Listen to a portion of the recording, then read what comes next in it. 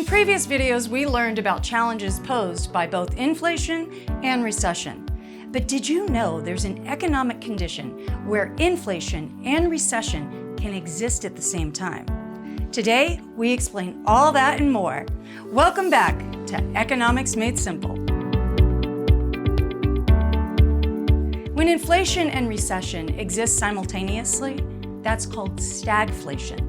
Some say it's considered one of the best examples of an economic perfect storm. To explain this unusual condition, we welcome Clint Dahl. Clint, can you please explain to us what stagflation is? Inflation and recession are generally seen as mutually exclusive economic conditions. In other words, you either have one or the other.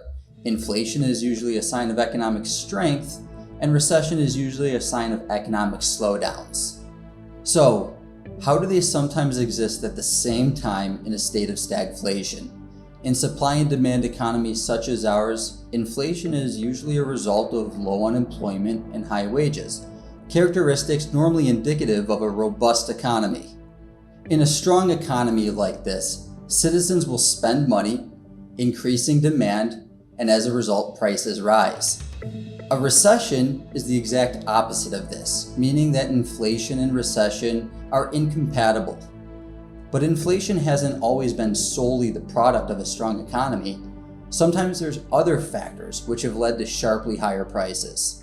For example, there have been times when the availability of goods and services has been disrupted and prices rise due to things such as supply chain problems, labor disputes, weather crises, wars, and other geopolitical tensions. Significant increases in the money supply have also triggered inflation. But it doesn't really matter what the source of higher prices is. The problem is that the Fed has one tool to fight it: rate hikes. When interest rate hikes are implemented during an inflationary period that's not the result of a robust economy, it's generally thought that this increases the risk of the economy tipping into a recession.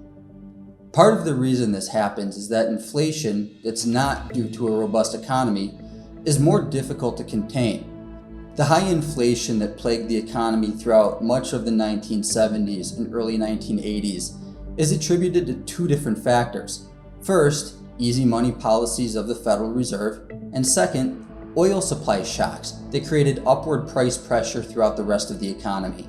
The central bank raised interest rates trying to combat the higher prices, but inflation proved to be stubborn, and the already weak economy tipped into a recession.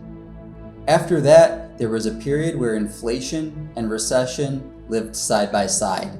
That's called stagflation, a mashup of the words stagnation and inflation.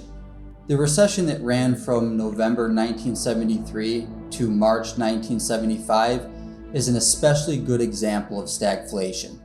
In November 1973, inflation crossed 8% for the first time in more than 2 decades, and the Federal Reserve tried to bring it down by boosting interest rates to 10%.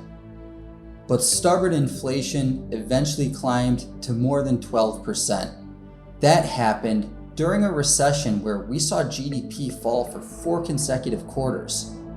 And from October 1973 to March 1975, the unemployment rate increased from 4.6% to 8.6%. An ugly picture all the way around, and a textbook example of stagflation. That's why people look back at the economy of the 1970s with disdain, and why economists are so fearful of a stagflation economy. Wow, inflation and recession by themselves are bad enough. Here's hoping we don't have to face stagflation again anytime soon. Thanks so much, Clint, for that clear explanation. You're welcome. That concludes today's presentation. As always, if you enjoyed this video, be sure to hit the subscribe button and check back often for more of Economics Made Simple. Joe Montana here. Click subscribe now and hit the notification bell to stay up to date. You'll be glad you did.